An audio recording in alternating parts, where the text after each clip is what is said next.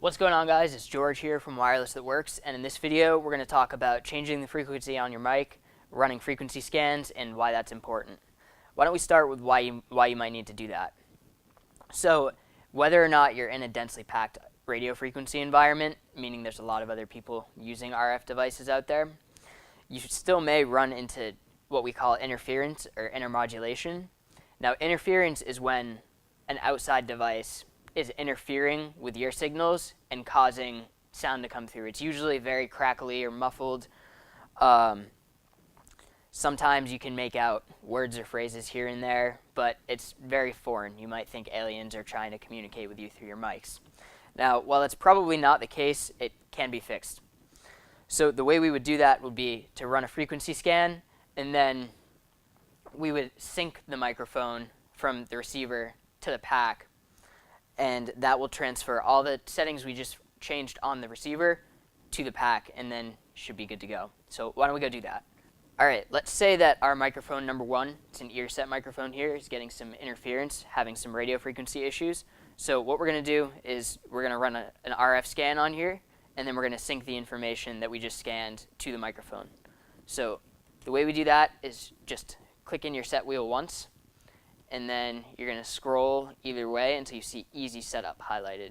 Click it in again, and then you're going to go to Scan New List. Now, when I press that, it's going to scan the entire visible RF spectrum for these microphone systems. These are known as frequency A1. They go from 516 to 558 megahertz. And that'll take about 30, 45 seconds. All right, so it looks like it's been about 45 seconds, maybe a minute. We finished scanning here, and we have a bunch of banks of open frequencies. Now, although it says there are 19 open frequencies there, that may not be the case, and that can be varied by two different conditions. One condition is if you had some of your transmitters shut off in your mic system while you did this scan, while it's scanning, it's not going to see any RF traffic on those channels, and they're going to show up as free open frequencies. Now, if you plan on leaving those mics shut off for your event, that's fine. But the minute that you turn two different mics on that are broadcasting the same frequency, you're going to run into problems. It'll sound very, very crackly. It'll be almost inaudible. It'll sound like you're getting some really intense interference, basically.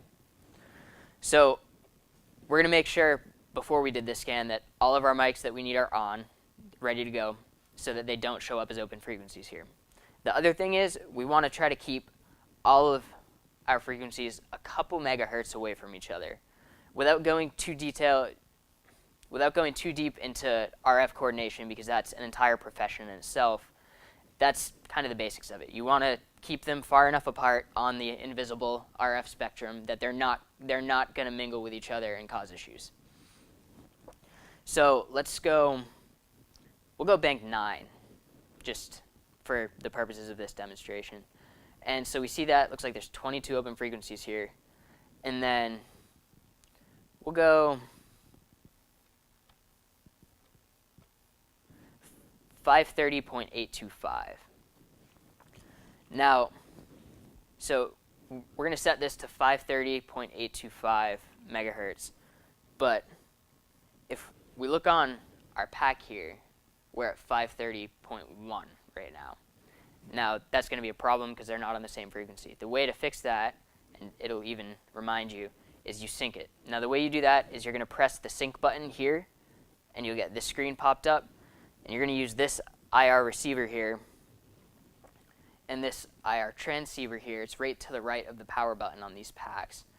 And you're just going to hold it up so that this can read this and this can read this, and it can send data two ways to get all the settings transferred. So you're just going to hold it up, usually about an inch away. It might not happen at first. There we go. Then you'll get a little check mark that'll pop up on screen so you know it's good.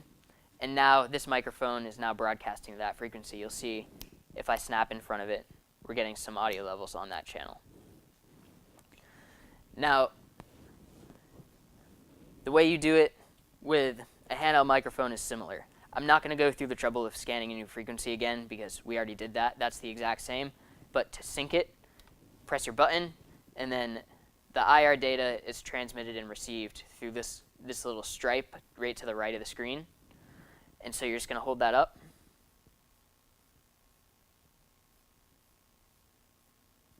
Like I said, it might take a minute.